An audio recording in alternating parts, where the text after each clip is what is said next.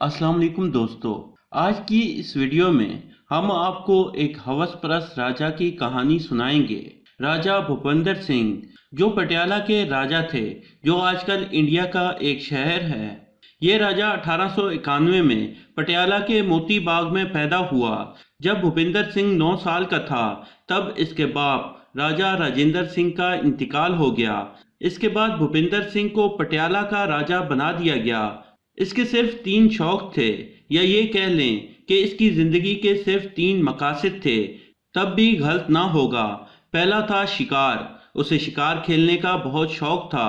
दूसरा था घोड़े, घोड़े इसकी कमजोरी थे, यहाँ तक कि इसके शाही अस्तबल में 300 महंगे तरीन घोड़े मौजूद थे।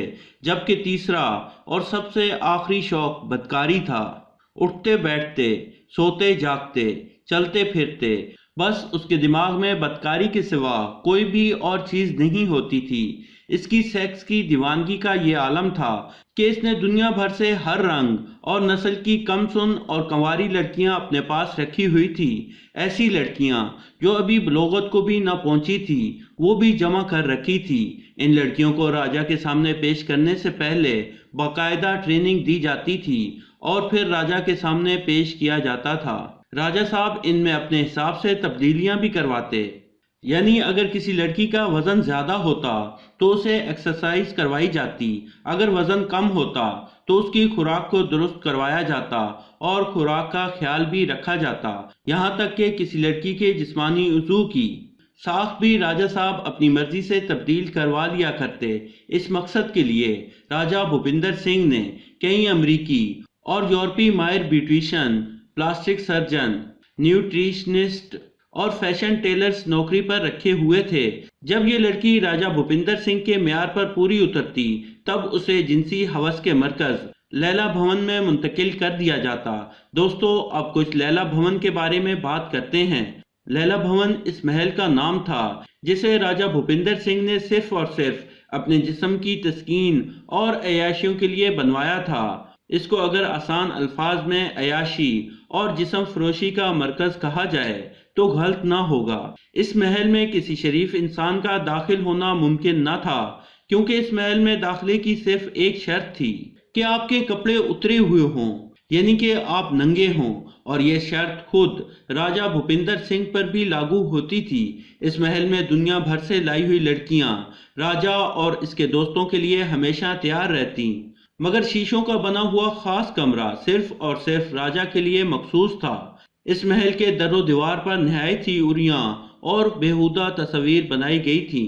इस महल में जमा की गई बादशाह की खास लड़कियों और बादशाह के खास मेहमानों के लिए हर तरह की सहूलत मौजूद थी, जिनमें डॉक्टर्स, फैशन डिजाइनर, ज्वेलर्स और तो और फिटनेस ट्रेनर्स भी मौजूद थे, जो उन लड़कियों की जिस्मानी साख्त और उनके हुस्न का पूरा ख्याल रखते थे।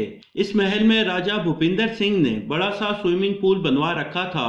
यहाँ गर्मियों के मौसम में खास अयाशियों का समा होता। इस स्विमिंग पूल में तकरीबन 150 बरहना लड़कियां मौजूद होती, जो अपने हाथ में शराब के जाम लिए हुए होती। राजा अपने खास दोस्तों, जिनमें अंग्रेज ओहदेदार और रियासतों के राजा शामिल होते, यहाँ खूब रंगरलियां मनाई जाती।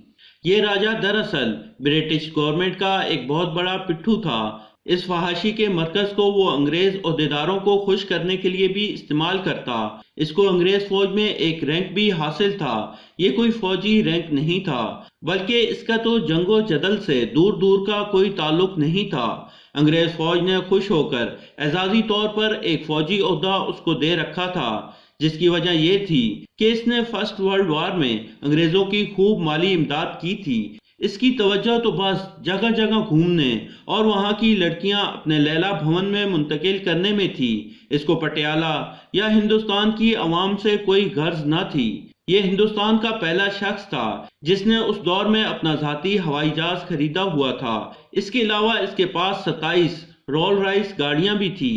ये राजा पटियाला नेकलेस की वजह से भी काफी मशहूर है। ये दुनिया की महंगी तरीन ज्वेलरियों में से एक था, जिसमें दुनिया का 7वां बड़ा हीरा नस्ब था, जिसे इसकी बीवी ने क्वीन मैरी को गिफ्ट दिया था। इसके अलावा इसके पास दुनिया में सबसे बड़ा सोने का डिनर सेट मौजूद था। مورخین کے مطابق اس راجا کی 350 رانیاں تھیں، مگر قانوناً رانیوں کی تعداد صرف 10 تھی۔ ان 10 رانیوں میں سے ہونے والے بچوں کی تعداد 88 تھی، جن میں صرف 53 زندہ بچ سکے، اور اس کی باقی محبوبائیں جو کہ لیلا بھون میں رہا کرتی، ان کی اور ان کی اولاد کی تعداد آج تک کسی کو نہیں معلوم۔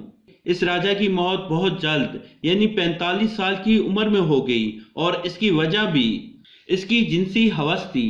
اس کی جنسی دیوانگی اتنی بڑھ گئی تھی کہ ہر وقت اس کے ذہن میں بدکاری ہی سوار رہتی۔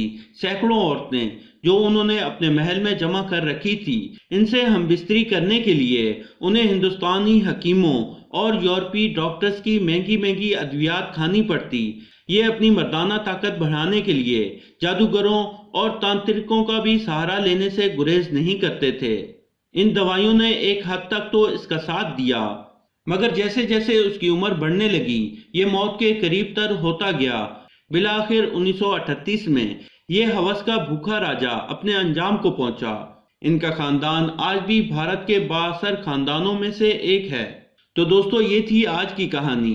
پسند آنے کی صورت میں لائک کریں اور اپنے دوستوں کے ساتھ شیئر کریں، اور مزید ایسی ہی کہانیوں کے لیے ہمارے چینل کو سبسکرائب کرتے ہوئے ساتھ موجود گھنٹی کا بٹن بھی دبا دیں۔ شکریہ۔